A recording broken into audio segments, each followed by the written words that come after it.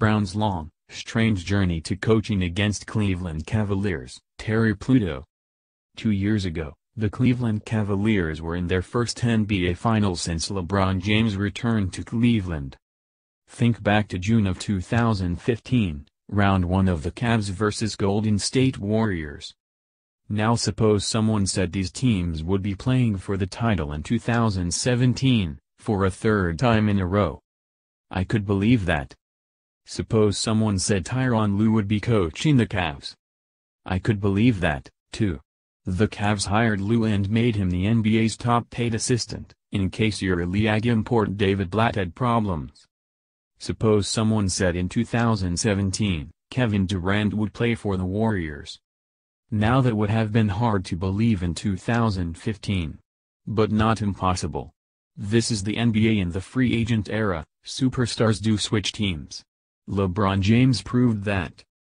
During the 2015 NBA Finals, Brown was not even coaching in the NBA.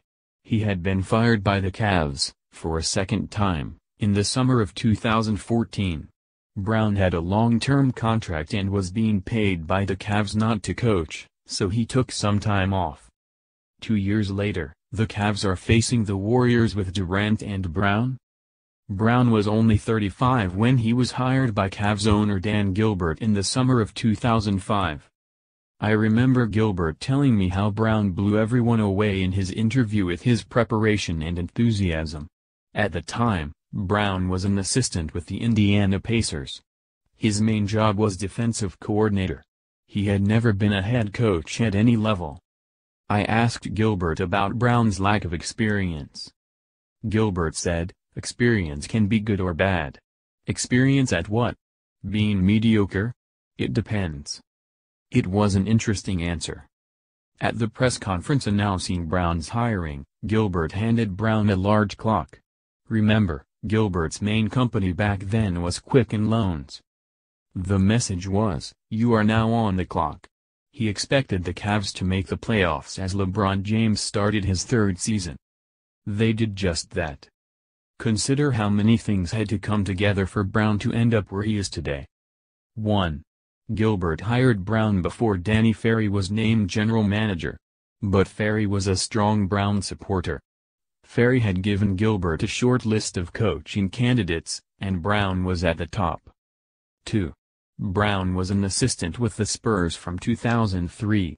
2 players on the Spurs were Steve Kerr and Ferry. 3. Ferry, Kerr and Brown became close. At this point in their careers, Ferry and Kerr were bench players. Brown often worked out with them individually and together. 4. Ferry and Kerr became friends in 1990. Ferry was a rookie with the Cavs. Kerr was a backup guard. Both were destined to have more prominent basketball careers after their playing days were over. 5.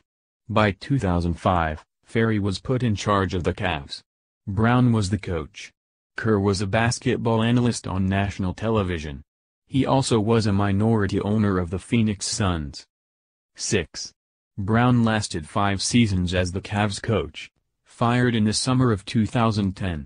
Ferry's contract came to an end, and he left the Cavs. 7. Kerr was the general manager of the Phoenix Suns from 2007-10. His top assistant? Current Cavs general manager David Griffin. 8. Brown was hired by the Los Angeles Lakers in 2011.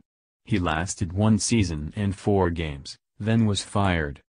9. Brown was hired by the Cavs in 2013, for a second time. He lasted 1 season and was fired. 10. Brown was being paid by the Cavs, and he sat out the 2014-16 seasons. He turned down chance to interview to be the head coach at UNLV. He was offered a chance to be a top assistant with the Oklahoma City Thunder. Kerr calls Brown. 1. In the summer of 2014, Kerr was named head coach of the Warriors. He led them to the 2015 NBA title, beating the Cavs coached by David Blatt. 2. In 2016, the 2 teams again met for the title. Blatt had been fired. Lue was coaching the Cavs, Kerr was coaching the Warriors. The Cavs won the 7-game series in an epic 3-1 comeback. 3.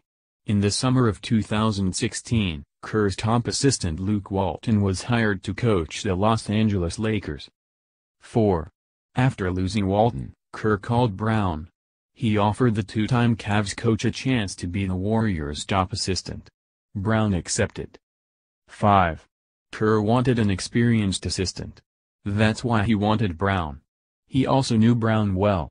Also in the summer of 2016, the Warriors added Durant to a glittering roster with Stephen Curry, Klay Thompson, and Draymond Green. 6. Kerr has been fighting major back problems for years.